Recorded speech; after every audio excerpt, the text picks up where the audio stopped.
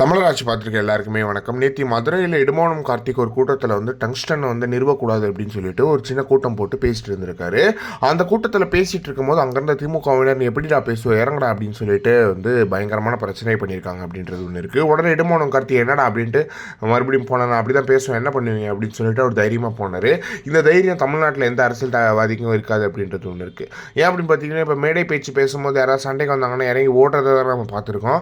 ஆனால் நாம் தமிழ் கட்சி இடுமானம் கார்த்திக் மட்டும் பயப்படவே மாட்டார். ஏன்னா சைடு நியாயம் இருக்குது அப்படின்றது அவருக்கும் தெரியும், இங்கே பேசுகிற அவங்களுக்குமே தெரியும். யார் பிரச்சனை பண்ணுறாங்களோ அவங்களுக்குமே தெரியும் யார் மேலே சரி இருக்குது, யார் மேலே தப்பு இருக்குது அப்படின்றது. இதெல்லாம் தெரிஞ்சு தான் அவங்க பிரச்சனை பண்ணுறாங்க அப்படின்றது ரொம்ப யதார்த்தமான உண்மையாக இருந்துட்டு வந்துட்டுருக்கு. இதனால இந்த டங்ஸ்டன் வரக்கூடாது அப்படின்னு சொல்லிட்டு நிறைய இடத்துல போராட்டங்கள் நடத்தினா கூட சீமானவர்கள் தொடர்ந்து இதை பேசிக்கிட்டே இருக்காரு. ஏற்கனவே அங்கே பர்மிஷன் கொடுக்காத போது மாட்டு வண்டியில் ஏறி சீமானவர்கள் அங்கே ஒரு போராட்டம் பண்ணார். அது மட்டும் இல்லாமல் இப்போ இடுமோகன் கார்த்திக் அதுவுமே ஒரு நார்மலான ஸ்டேஜில் ஏறி பேசிகிட்டு இருக்காரு அப்படின்றது ஒன்று இருக்குது. இதை பார்த்தா திமுகவினர் செம கடுப்பாகிறாங்க அப்படின்றது ஒன்றும் பர்ஃபெக்டாக தெரிஞ்சிட்டு இருக்கு அப்படின்றது இருக்குது. இதுதான் மாஸ் சம்பவம் இருந்துட்டு வந்துட்டுருக்கு. ஏன்னா சும்மா பிரச்சனை பண்ணுறது, பிரச்சனை பண்ணாமல் இருக்கிறது அப்படிலாம் கிடையாது. நீ என்ன பிரச்சனை பண்ணுறியா, நீ என்ன பிரச்சனை பண்ணுறவா பேசுவோம் அப்படின்னு இடுமானம் கார்த்திக் கூப்பிடுறது இருக்கு இல்லையா, அதுதான் மிகப்பெரிய தைரியமாக இருக்குது அப்படின்றதுல எந்த ஒரு மாற்றமே கிடையாது. எப்படி நாம் தமிழர் கட்சி ஒரு இடத்துல எப்படி எனக்கு கூட்டங்கள் போடுறாங்க அப்படின்றது ரொம்ப யதார்த்தமாக புரிஞ்சுக்கணும்.